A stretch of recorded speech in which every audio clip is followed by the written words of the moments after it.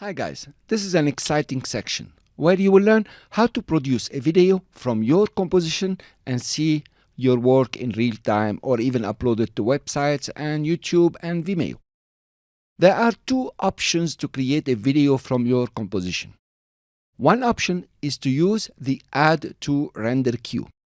This will render your video from within After Effects. No need to install any other application. But then, with this option and in CC 2018, you will not be able to create an MP4.